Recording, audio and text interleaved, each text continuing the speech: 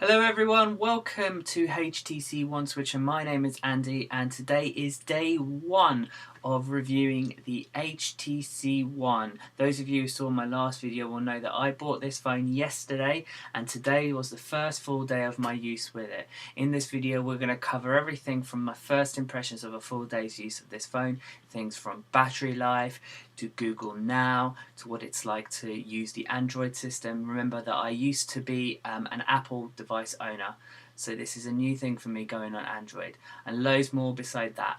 Remember, over the next few days I'll post even more things, and if you subscribe below then you'll receive those videos every once, twice, every 1 or 2 days, something like that. So enough about that, let's go on to it. So guys, this is day one of using the phone, and I've had a lot of time using this phone already, and have to say, first and foremost, it's a very high quality phone. As you can see, it's very nicely built. As a previous iPhone user, I appreciate the fact that this is very nicely made. Everyone has sort of said how nice the display looks on this phone, how pin sharp it is, how bright the colours are, everything like that, and I have to agree. One of the things that I was worried about coming from iPhone was that, historically all the iPhones are very nicely built, but I have to agree with the reviewers here. A lot of them are right, this phone is pretty much the best quality phone that I have seen in terms from a build standpoint, so it's really nice. Just to let you guys know that this is a 32 gig HTC One. It's currently running on Orange in the UK. And wherever possible I will always use Wi-Fi as my network, but at times when I don't have Wi-Fi I'll be using my 3G network. I don't have 4G on this phone. A lot of people will be wondering about the battery life. Obviously it's very early days yet for me to tell, but I can tell you at the minute that, as you can see, my battery life is still probably at around 30% odd. Let's just check quickly. Yeah, 30% exactly, and I've used it since about 7:30 this morning, and I haven't put it on charge. And I know you guys like to see these sort of things, so pretty much it's been on either Wi-Fi or 3G all the time. It's on 3G whenever I'm traveling to and from work, so maybe for about 3 or 4 hours a day it's on 3G, and the rest of the time it's on Wi-Fi. But I've been heavily using this phone today because obviously I want to check out all the features and stuff, and it's coping very well. Like I say, it's about 30% left. It's about 20 to 10 in the evening right now, and when I'm not using this, when I've used this phone for a little while, I won't be using it so heavily. So I'm very happy that it's at 30% for now. I will say that it is on power saver on, and I've got that switched on here. I don't know whether by clicking this switch it automatically turns all 4 of these on, or whether it's just the 2 that I've got ticked on here, but either way the power is very nice on this phone. Sometime soon I will try it without any power saver to see what it's like.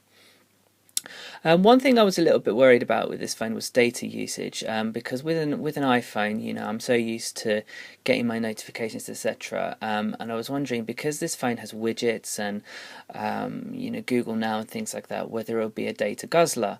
I have to say, pretty much no, it's not a data guzzler.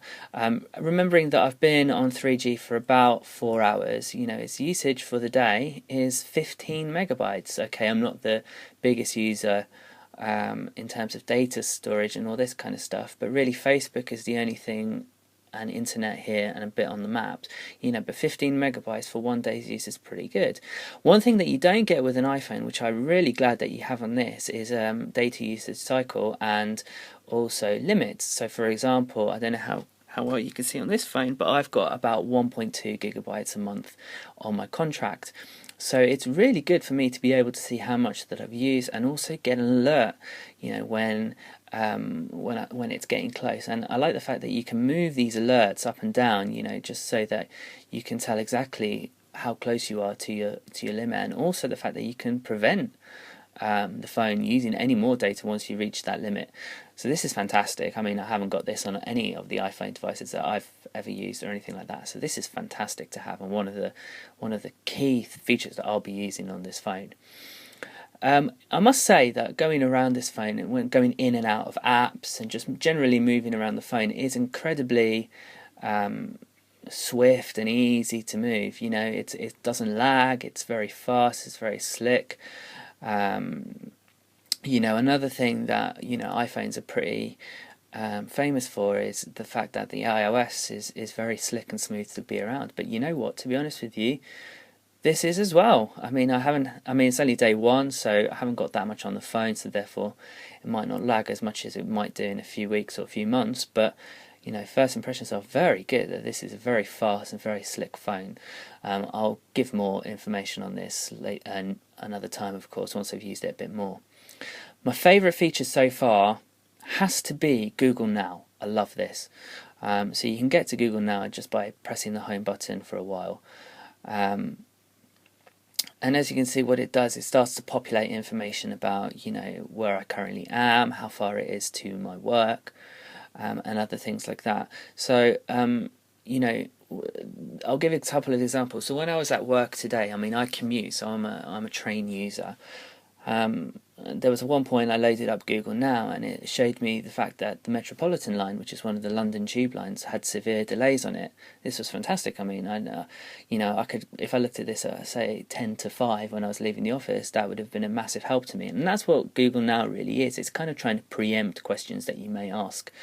And rather than going to my London tube map, you know, I just had to go to here, and it told me that the Metropolitan line was suspended. So it was a great thing to see. Obviously not that the Metropolitan line was suspended, but, you know, just to see that had that information. Now I don't know whether this comes as an alert or a notification on your screen up on here maybe. I think it does, and that's not how I noticed it, but, you know, I'm very encouraged to see that this sort of thing can happen. Also, when I was on my way home, I was able to see, because I go past Wembley Stadium, the football stadium, on the way home, and it was great to see that when I was going past it, another thing that came up here was the fact that there's a photo opportunity to be had, and it showed me pictures of Wembley Park and suggested if I wanted to take photos. I've been to Wembley Park a couple of times now, so I don't need to, but the fact that it was there was fantastic. And, you know, whenever I go travelling anywhere around the country, you know, to know that sort of thing is available is fantastic. Also, one thing that I really liked as well, so I've got the widget on one of my screens in here as well. One of the things I really liked was when I was waiting for my train home, it actually told me what train was next. You know, it knew where I was going and it knew how to get me there. And without having to go into a national rail app, which I've got on here, it actually told me the exact train to get as well. So this was really good. And this is the sort of thing that I haven't seen on iOS. I know you can get Google Now on iOS, but the things that I've heard about it is that it guzzles down your battery quite heavily because it's consistently connected to the internet and updating your location and things like that. But on Android, you know, absolutely fantastic, and I'll definitely be talking more about that when I use it a little bit more and get more information. I know it can do things like looking at sports, latest scores on sports and other things like this, so I'll be, you know, very happy to see when this gets updated. I'll go on to my first gripe of the phone. I mean, overall, I absolutely love this phone. One of the things is this is an incredibly loud phone, which is good in some ways and not so good in some other ways, I think. I still haven't quite worked out all of the volumes yet, and things start to come a little bit loud at points or a little bit quiet at other points. But the one thing that got me when I was getting notifications was the vibration was incredibly loud. It was louder than the ringtone itself. So what I've done is I've silenced that in order to make the notifications more bearable in the office, because they were startling people when they were going off. So I've had to tone that one down a bit. One thing about that as well with the sound, I mean, like I say, it is, in general, it is very loud, and I'm trying to work out at the minute. You've got to remember, I am a new person to Android, so this is all going to take me a while. But I was trying to work out exactly how loud to make everything. I mean, I've got the volumes going on here, and my ringtone is, you know, not even on medium, and that's pretty... You can hear that's pretty loud. I mean, I could probably hear that from a couple of rooms away, not to mention what it would be like if you went all the way till the end. So I need to work that out. I mean, I had an alarm on, and it nearly made me jump out of my skin when I had it. So, yeah, I've got to play around with that one a bit. If anyone's got any information about that might help, that would be really good. And also when I was on the Google Now and asking it a question, the actual answers that it was giving back in terms of its voice was quite quiet in comparison to what I thought I had it on the settings here. So if I said, for example, what is the capital of Spain? Am I connected to the Wi-Fi? I think it's my Wi-Fi. That's not going right. I'll try one more time. What is the capital of Spain?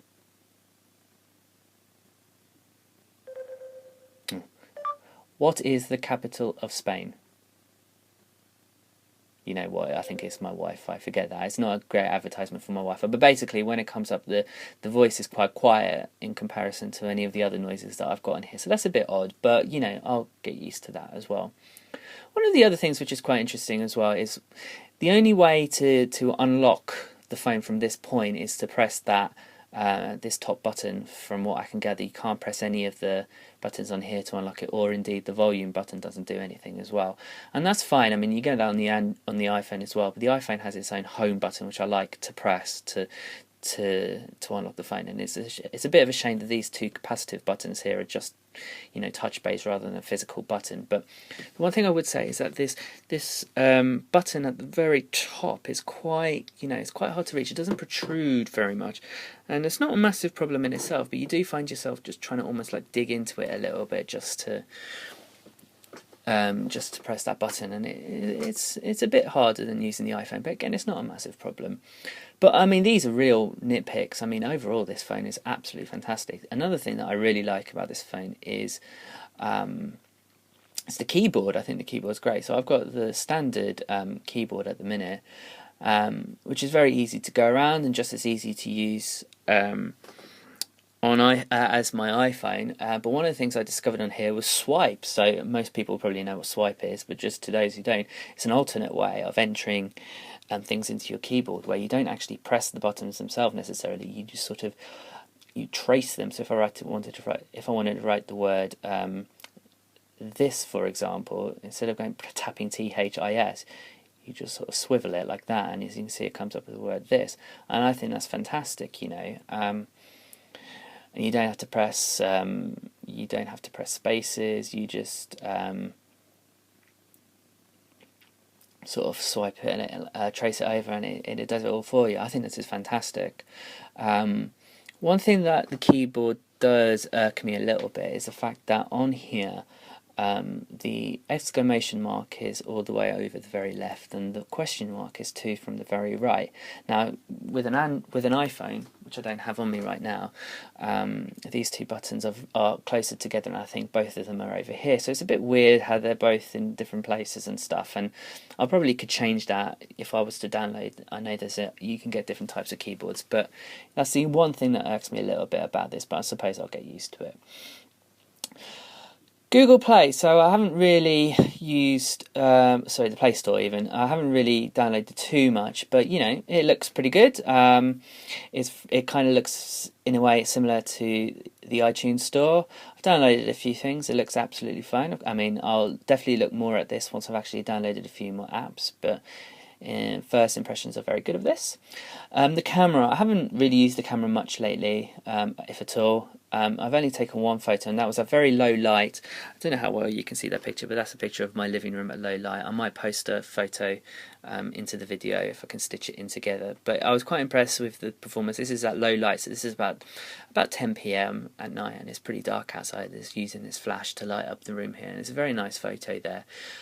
Once we get into brighter weather and stuff like that, I'll actually use that more, and I can do a proper review on the camera and the videos that come from it, and Zoe and everything else like that. In terms of the availability of apps, I was a little bit scared, you know, that the apps that I could get on my iPhone I wouldn't be able to get on here.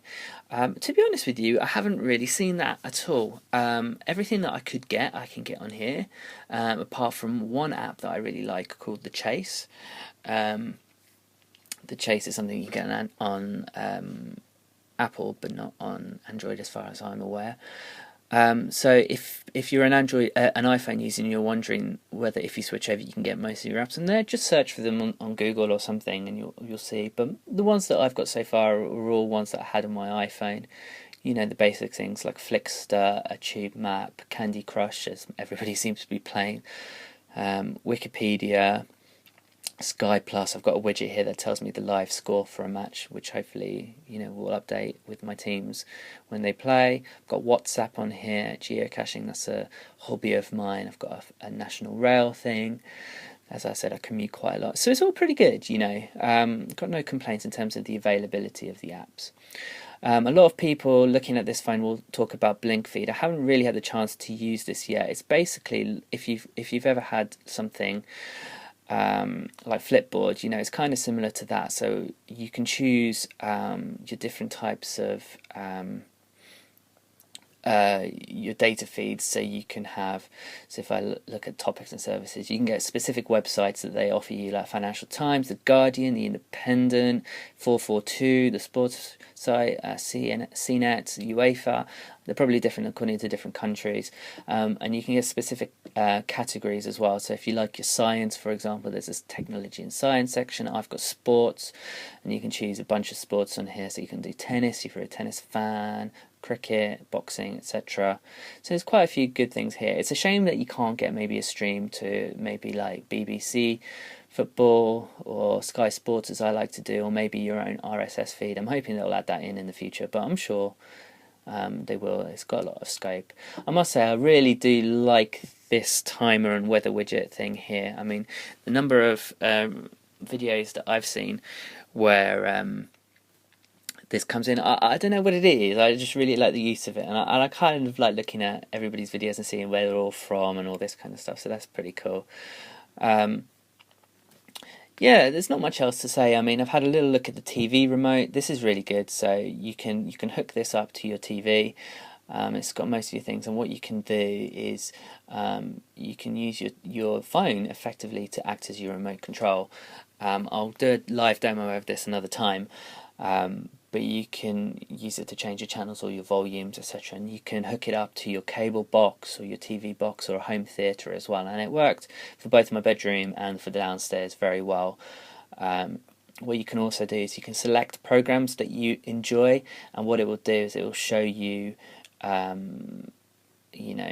selected shows which it thinks that you might like based on it, and you can just tap on the show and it will take you straight to it.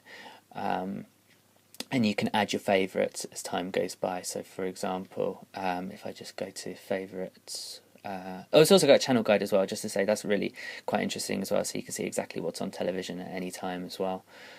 But somewhere on here, see if I can get to it, recommended. I think I've got favourites somewhere. I can't figure out where they are, but they're there somewhere. You can add your favourites.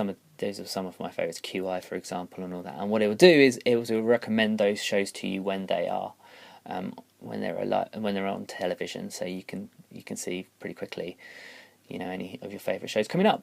So that's day one of using the HTC. I must say I'm really impressed with it so far. You know, day two, I'm going to be travelling to somewhere else in England tomorrow, so I'll be all on my 3G with this. I'll be interested to see how the battery life holds up. If it's nice weather as well, I will try and take a couple of pictures as well, and I might update tomorrow, which is Saturday evening, on what I think of day two of this phone. So please feel free to ask any questions, and I'm more than happy to answer them in future videos. If you've got any suggestions as how maybe I can improve the vibration, the sound quality, etc., and all this kind of stuff, the questions that I was asking earlier, please put them in as well. Please remember to subscribe down the bottom of the video as well. Put some comments in the comments section below, and tomorrow I'll update you with more information about the HTC One. And good night everybody, and I'll speak to you all tomorrow.